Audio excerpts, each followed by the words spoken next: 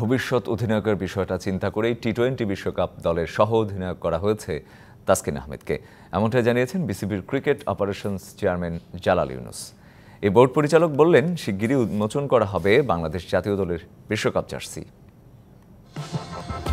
বিশ্বকাপ দল ঘোষণার আগে তার ইনজুরির খবরটা আসলো অপ্রত্যাশিতভাবে। তার জন্য একদিন পিছিয়ে ঘোষণা করা হলো দল ঘোষণায় সেই তাসকিন আহমেদের নামটাই যোগ করা হলো সহ অধিনায়ক হিসেবে। সেই চমকে নতুন রং টি-20 অধিনায়কের ভবিষ্যতের ভাবনা থেকেই তাসকিনকে করা হয়েছে সহ অধিনায়ক, বললেন cricket operations chairman Jalal Yunus. Senior 10 বছর হয়ে গেছে, তো এমনও হতে পারে যে হয়তো সেও ভবিষ্যতে লিড করার সুযোগ থাকতে পারে দলকে। বিশ্বকাপে নিজেদের সবগুলো ম্যাচে তাসকিনের খেলা নিয়ে সংশয় থাকলেও তাকে হাতছাড়া করতে চায়নি টিম ম্যানেজমেন্ট। তাই তো যুক্তরাষ্ট্র গিয়েই বিশেষজ্ঞ চিকিৎসকের কাছে নিয়ে যাওয়া হয়েছিল এই পেসারকে। পৌঁছানোর পরে কালকে তাসকিনের সাথে আমাদের কথা হয়েছে। দেবাশিসও ছিল, তারা কালকে একটা ডক্টর দেখেছে তাকে।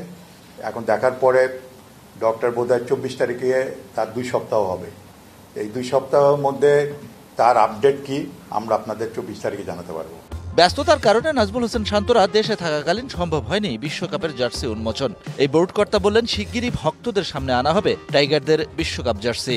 ইউএসএ সিরিজ শুরু হওয়ার আগে এটা আমরা আপনাদের কাছে, হয়তো প্রতিটা অন্য দেশের নিজস্ব প্ল্যান থাকে, তারা সেভাবে দিয়েছে, আমাদেরও একটা নিজস্ব প্ল্যান ছিল, সেজন্য আমরা ওয়েট করছিলাম। তা আশা করি একটি ছুটির মধ্যে আপনারা দেখতে পাবেন, আমরা ওই জার্সিটা আনভেলও হবে, কিছু শুভেচ্ছা বাণীও থাকবে। আগামী 21শে মে যুক্তরাষ্ট্রে শুরু হতে যাচ্ছে স্বাগতিকদের বিপক্ষে টাইগারদের 3 ম্যাচের টি-20 সিরিজ। আর 8 জুন ডালাসে শ্রীলঙ্কার বিপক্ষে ম্যাচ দিয়ে বিশ্বকাপ যাত্রা শুরু করবে team Tigers. Shahan Papon, DBC news, Dhaka.